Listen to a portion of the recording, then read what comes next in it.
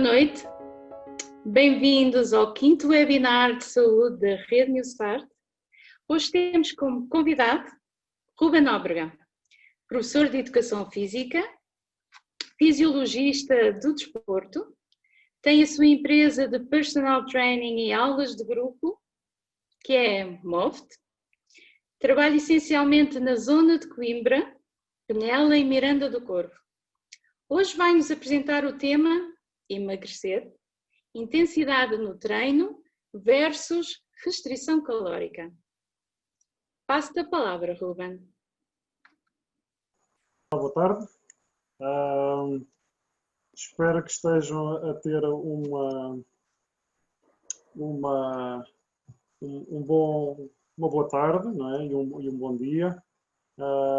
É um prazer poder estar aqui também com vocês, aqui na Rede New Start, para acrescentar aqui mais algum conteúdo, e especialmente para sermos úteis, não é? Para podermos informar, partilhar experiências, e é basicamente aquilo que eu também vou fazer aqui, experiências de outros que também partilharam comigo, conhecimento que nós vamos adquirindo e vamos sedimentando também nós, porque nós às vezes precisamos perceber, mas depois precisamos experimentar, precisamos viver o conhecimento para depois dizermos assim, não, isto é mesmo verdade, isto é mesmo útil, e é este o caminho. Por isso, eu hoje, se calhar, vou-vos convidar. Basicamente, a minha apresentação é um início simples de alguma explicação de conceitos, está bem? Alguns conceitos simples. E depois eu vou partilhar com vocês um estudo que relaciona os tipos de treino e a forma de estar, ou a forma como nós nos alimentamos. Aliás, eu também sou do exercício, não tanto da área da nutrição, mas estas coisas cruzam-se muito umas com as outras. E também eu aprendi algumas coisas sobre a nutrição, sobre a comida emocional, algumas coisas que nós, às vezes, expressões que nós ouvimos e que fazem sentido quando elas nos são explicadas, e eu também vou partilhar isso relacionado com este estudo. Este é um estudo que não é meu, este é um estudo que foi feito numa faculdade em França, a Faculdade Blaise Pascal. Aliás, este estudo eu até tive conhecimento pelo professor Gentil, o Dr. Paulo Gentil, que ele é brasileiro, mas traz sempre alguns estudos interessantes, e então eu também decidi partilhar isso com vocês. Assim, eu vou tentar partilhar a minha apresentação aqui na tela, está bem? E a ver se nós conseguimos, se eu consigo que vocês acompanhem de uma melhor forma, então, os conteúdos. Ok. Então, aquilo que vamos falar tem então a ver com intensidade versus restrição calórica. Basicamente, este é o estudo que fala sobre os efeitos do HIIT ou do MICT. Tá bem? Este é o primeiro, temos que aqui perceber quais são as diferenças entre estas duas coisas.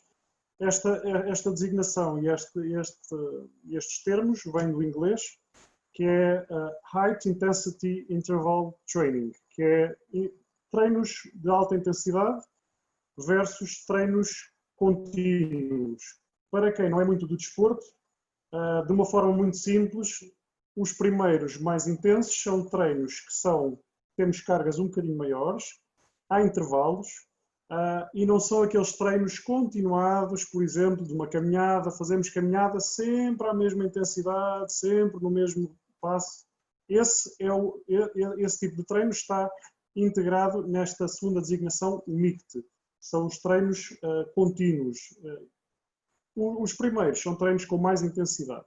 E então, o estudo basicamente vai associar estes dois treinos, um ou outro, um mais intenso e outro menos intenso, com composição corporal, ou seja, qual é o impacto destes treinos no nosso, o que acontece no nosso corpo em termos de massa magra e massa gorda, que também já vamos explicar um bocadinho o que é isto, e depois até ao nível da ingestão calórica, existe no treino, como vocês vão ver, depois também uma necessidade do nosso próprio organismo para comer mais.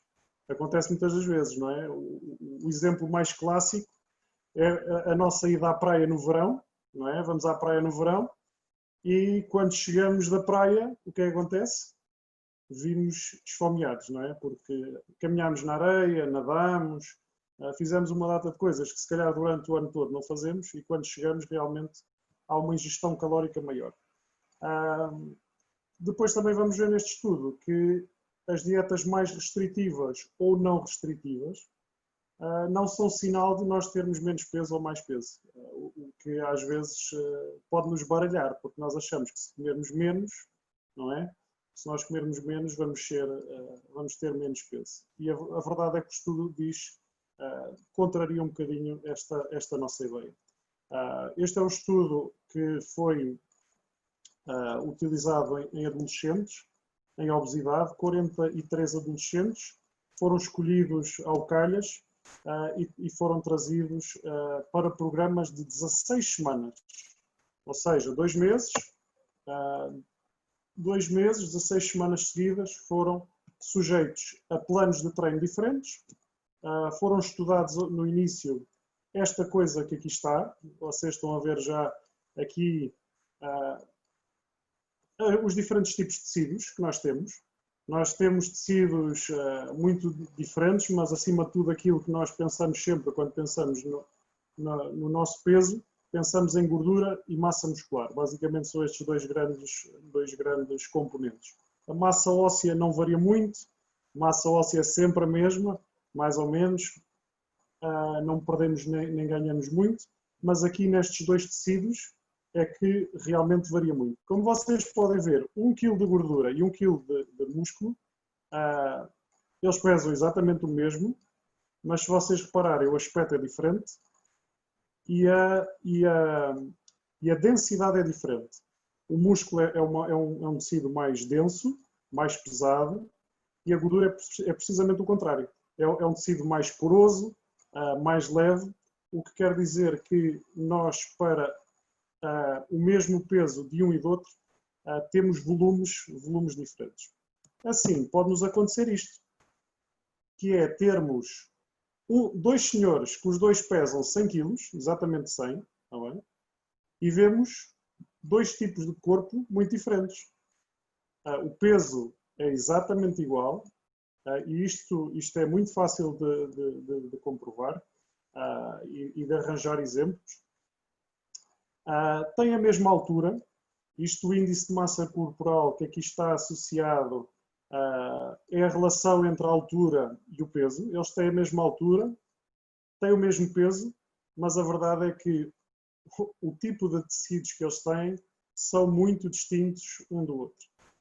Então aqui começamos a perceber que há aqui algumas coisas que nós precisamos entender. Então este estudo de adolescentes que foi feito em França teve então início,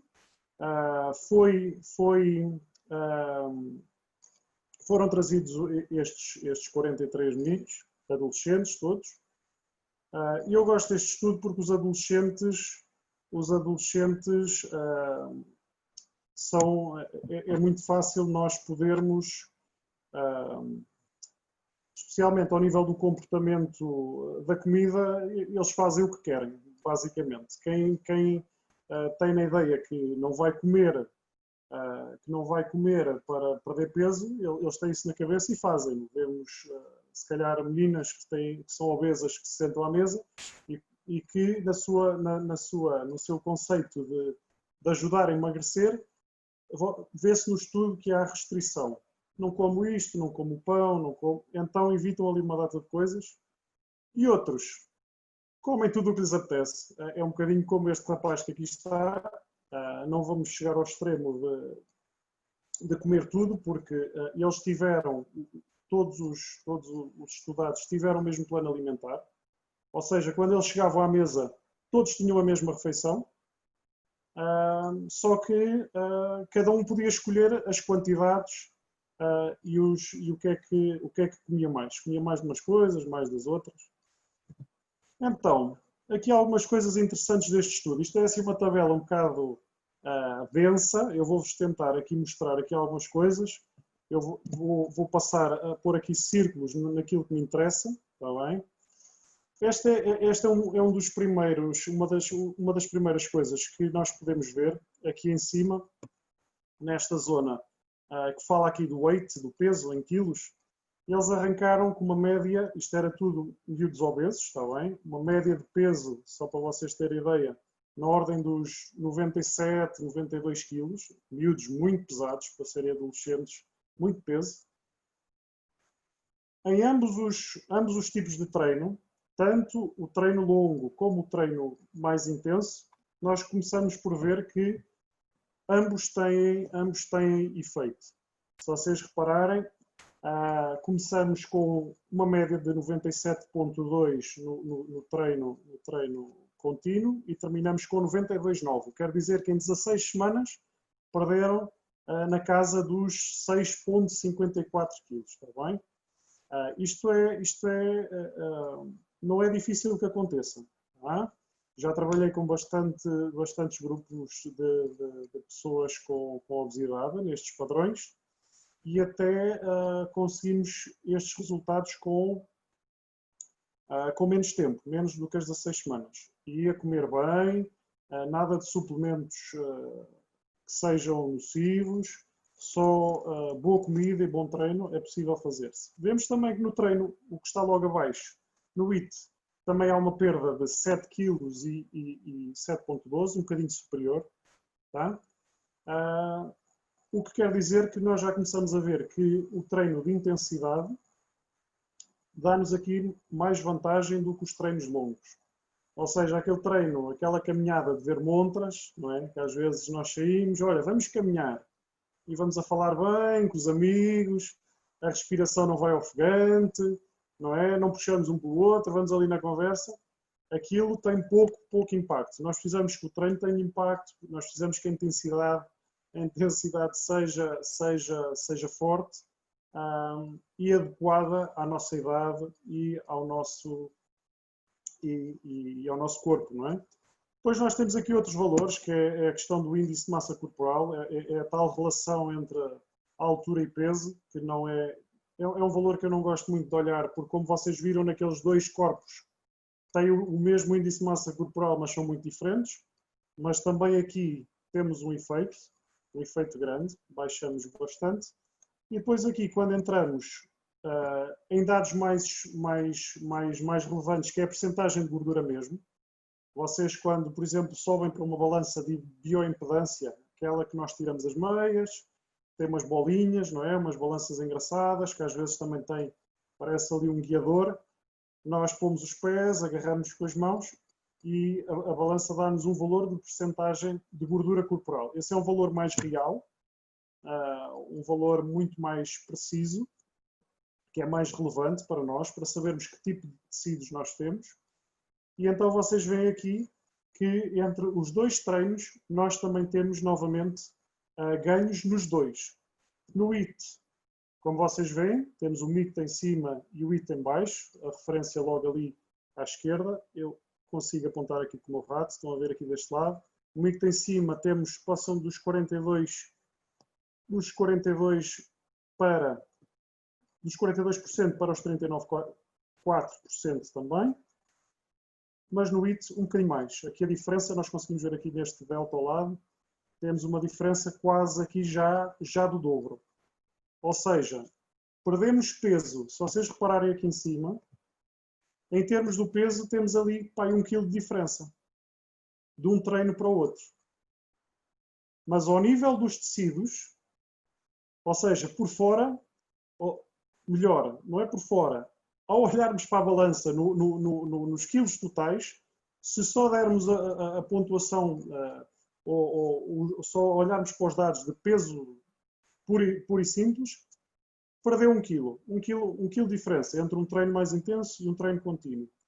Mas quando olhamos para os tecidos, aqui para baixo, nós percebemos que houve uma inversão quase do dobro.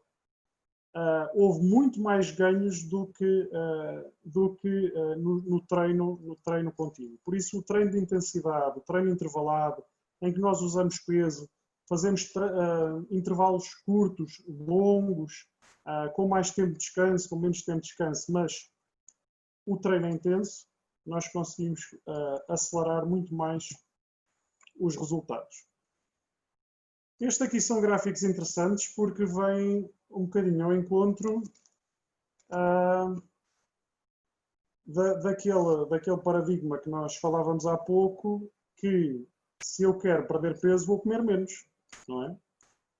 Só que aquilo que nós vemos aqui, e aqui é uma associação, nós aqui vamos associar todos os gráficos têm aqui restrained e unrestrained. Basicamente são os grupos de quem tinha uma dieta restrita, ou seja, não comia algumas coisas, está bem? E do outro lado, no unrestrained, temos aqueles que não faziam restrição nenhuma. Aquilo que vinha para a mesa, comiam com vontade, a rirem-se com os amigos, não estavam ali a pensar muito na comida, levavam aquilo com tranquilidade. Então, ganhos em ambos os casos temos, está bem? Tanto por um lado, se treinarmos e tivermos uma dieta restritiva, perdemos peso, tá? Tanto de um lado como do outro, perdemos. Aqui do lado esquerdo, aqui no primeiro caso, que é o peso, temos 5 a 10 kg a menos. Face restrição calórica, há perda de peso, tanto num treino como no outro. Apesar do treino de intensidade, um bocadinho mais de perda. Quando passo para uma dieta não restritiva, aqueles miúdos que não olhavam para o que comiam qualquer coisa, vemos que a perda de peso é bastante superior, mesmo que haja aqui uma diferença, mas esta diferença não é assim muito substancial, e eu já vos vou dizer porquê nos gráficos a seguir. Apesar do IT, do treino de intensidade alta, ser ligeiramente abaixo, também não se esqueçam que isto é uma população baixinha, também não quero aqui potenciar estes dados muito mais do que são, está bem? Porque isto é um grupo pequeno, mas de qualquer das maneiras são dados interessantes. Aqui nós vemos que aquele grupo de pessoas que não faz restrição calórica, que come aquilo que é posto no prato, perde bastante mais. Então, uma das conclusões deste estudo é que quem tem mais também calorias prontas para o treino, quando chegam ao treino, vão dar muito mais do que aqueles que andaram a fazer dietas restritivas. Comeram pouco, vão andar pouco, e se eu ando pouco, gasto pouco no treino, quando se caminho pouco, se também o esforço não é intenso, vou crescer pouca massa magra, que é o nosso músculo, e não vou conseguir reduzir gordura. Aqui outro dado interessante. Este é o dado do peso. O outro dado é do índice de massa corporal. Acontece exatamente a mesma coisa, tanto no restritivo como no não restritivo. Mas aqui o dado mais interessante vem na percentagem de gordura corporal. Temos aqui, tanto num como no outro, o treino de alta intensidade, as perdas são sempre altas, muito diferentes do que acontece com os treinos os treinos contínuos, que não são tão intensos. Por isso, uma das conclusões, precisamos treinar com intensidade. Atenção às dietas restritivas, quando não temos calorias suficientes, não conseguimos treinar bem. Se vocês virem o que um atleta come todos os dias, vocês vão ficar... eu lembro-me que uma vez nós estivemos entre amigos a presença de um rapaz que foi campeão europeu, em Portugal foi muito tempo campeão de triatlo, duatlo. A própria Federação do Triatlo e do Duatlo muitas das vezes andava um bocadinho ao sabor do calendário dele, e ele comia, era mesmo uma tigela, estão a ver? Aquela tigela que nós usamos para pôr a salada. Ele normalmente chegava à hora da refeição com a tigela dele, punha, enchia o prato, enchia a salada, e às vezes perguntávamos, então, o teu treino? Nós estávamos ali na zona da Figueira da Foz, e ele disse, olha, já fui a Leiria e já voltei. Nós ficávamos assim a olhar para ele, porque aquilo eram 8 horas da manhã, ele para ter ido a Leiria e voltado, já tinha que se ter levantado muito cedo. Isto para dizer que os atletas, para grandes gastos calóricos, eles precisam também de muitas calorias. Aquilo que nós vemos é, quanto mais massa muscular, mais massa magra existe no nosso corpo, mais consumo energético existe.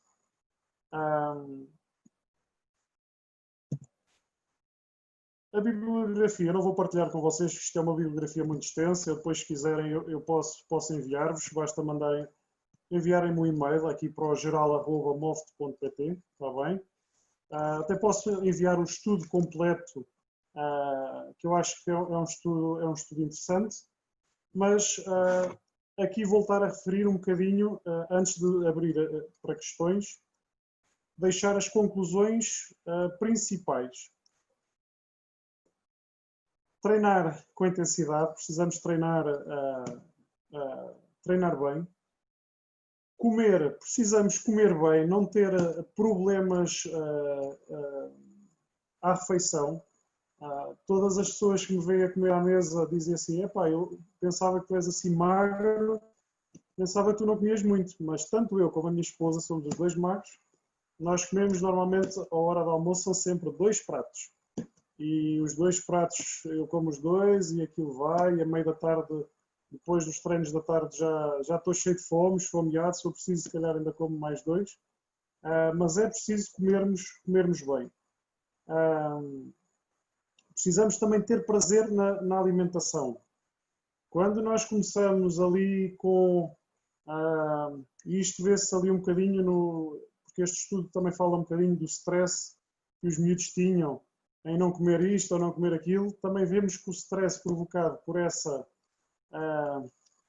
constante preocupação em não comer isto ou não comer aquilo também não nos faz bem. Por isso, precisamos comer bem, precisamos comer com prazer, precisamos comer bons alimentos, treinar bem e tudo o que envolve o resto da nossa vida. Uma boa hidratação, o descanso bem, isto não é para aqui, não veio no estudo, mas essencialmente aqui é importante dizer que também outras coisas também são relevantes. Por isso, eu se calhar agora deixo aqui espaço para alguma questão que vocês queiram colocar. Damos aqui algum espaço. Se quiserem colocar as vossas questões, podem colocar na zona do bate-papo ou do chat. Mas realmente estava aqui a pensar, Ruben, eu tenho pessoalmente uma vida um pouco sedentária e depois vir mais para a alimentação, não é? Quando eu tenho que... acho que na generalidade nós viramos sempre mais para a alimentação. Não posso comer isto, não posso comer aquilo. Mas e depois o outro lado? Será que nos estamos a mover como deve de ser? Será que nos estamos a exercitar como deve de ser? Gostaria de saber se tinhas algum mote de incentivo para o mover. Sim. Nós normalmente fazemos aquilo, ou tendemos a fazer aquilo que é... Normalmente são 2 coisas. É aquilo que é mais fácil e aquilo que dominamos mais. Ou seja, eu percebo da alimentação, então vou tentar ver onde é que está a gordura, não é? Onde é que estão as coisas erradas e não vou comer aquilo. Pronto, domino aquele aspecto e concentro-me naquele aspecto. Só que a verdade é que o nosso corpo não é só a ingestão. Todo o nosso corpo, se vocês virem o vosso corpo ao nível microscópico da célula, as mitocôndrias, que basicamente são, é como se fosse a central nuclear de energia da célula, elas funcionam para nos dar energia para nos movimentarmos. Então a pergunta é, se todo o nosso corpo, se todas as nossas células estão criadas para movimento e para ação, se nós contrariarmos isso, nós não vamos ter saúde automaticamente. O nosso corpo é feito para se mexer. Então, o movimento tem que entrar. E aqui eu posso dar algumas sugestões. Nós começarmos com do pouco para o muito. Eu não fazia nada. Olha, agora vou querer fazer 5 vezes por semana. Não, vamos com calma. Vamos fazer uma, vamos fazer 2. Começamos com 2 vezes. Não consigo correr. Agarro no meu relógio, faço aquilo que nós estivemos a ver há bocado ali com o treino de intensidade. Faço 30 segundos uma caminhada mais forte, 30 segundos uma caminhada mais fraca. Arranja ali, nós temos telemóveis, temos tanta coisa que nos ajuda. Só as marcar. tuas aulas. Isso, é só marcar o relógio e vamos gradualmente. As coisas têm que ser aprazíveis, está bem? Se vocês vão ao ginásio, não gostam do professor, não gostam do tipo de aula, mudem.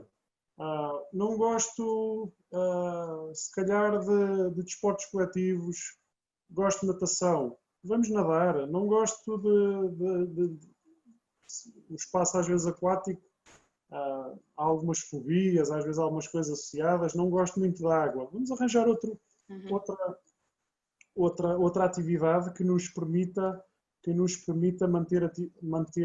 manter o nosso corpo em movimento. Nós precisamos de ter pelo menos 30 minutinhos de movimento na nossa vida diários. Nós precisamos caminhar, nós precisamos subir escadas, nós precisamos fazer uma data de coisas importantes para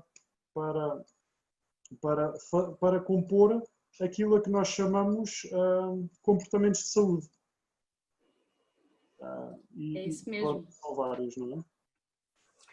É isso mesmo, e que se goste para continuar, porque senão desiste-se logo à primeira. Sim, o que é que tu gostas de fazer? Vamos aqui a um caso prático. Eu gosto de caminhar. Gostas de caminhar? Gosto de hidroginástica, gosto de algumas coisas. Então, tu, com essas 2 ou 3 coisas que tu gostes, tu podes, para já tens que te arranjar uma forma de te fidelizar e de compromisso. De compromisso, isso mesmo. Pode ser um amigo, os amigos é o que funciona melhor. Às vezes nós pensamos assim, se eu pagar, eu comprometo-me. Os ginásios estão cheinhos de pessoas que pagam lá vai uma vez. E que não vão ao ginásio. Por isso também é uma boa ideia. Se vocês vão ao ginásio, aliás, se vocês pagam ao ginásio e não vão, eu também tenho uma empresa que ficará muito contente de vos ter só também nesse plano. Mas nós não queremos isso. Queremos que toda a gente se mexa. Mas é uma forma... Os amigos acabam por ser mesmo uma forma muito... a mais eficaz. Porque no dia que não te apetece a ti, apetece-me a mim e sou eu. Alguém puxa por nós. Depois, vai haver sempre um dia que não apetece. Não vale a pena eu estar aqui a dizer-te, às vezes eu também tenho que ir dar aulas, eu hoje apetecia-me ficar a descansar. Vai haver esses dias. Então, nesse dia, é o outro amigo que te chateia e diz assim, olha, não, bora, vamos. É ele que cobra e vamos poder. E então, com as coisinhas, o compromisso, com as coisas que tu já gostas, fazes um horário. Por exemplo, ao domingo fazes hidroginástica, 2 dias fazemos uns treinos intervalados de corrida-caminhada, uma caminhada rápida e caminhada lenta. Para puxar. E já consegues, se calhar, ter uns 2, 3, 4 dias de atividade, ou 2 dias, se quiseres começar só com 2 dias, para começar devagarinho. Mas aquilo que nós vemos, pelo menos na prática desportiva, é que E há muitos casos desses. Pessoas até que estavam com 30, 40 anos, 50 anos, nunca tinham tido grande prática de exercício e, por algum problema de saúde, tiveram que fazer alguma mudança na sua vida. E começaram, por exemplo, a fazer desporto, a comer melhor. O que tu vês é que essas pessoas, aquilo começou a entrar tanto nas rotinas, que aquela última parte da vida deles até acaba por ser uma parte mais saudável do que a parte, se calhar, dos 30, 40 até aos 50 anos. Por isso, estamos sempre a tempo de fazer as mudanças, sempre a tempo de fazer melhor e por isso esse é o desafio. Obrigada. Sei que tens treinos para dar. Sim, nós na nossa página da Moft, tanto na nossa página do Instagram, como na página do Facebook, em moft.pt, ou Facebook moft.pt, ou Instagram moft.pt, tá? Vocês podem lá ver, podem seguir a nossa página, nós vamos sempre partilhando exercícios, vamos partilhando,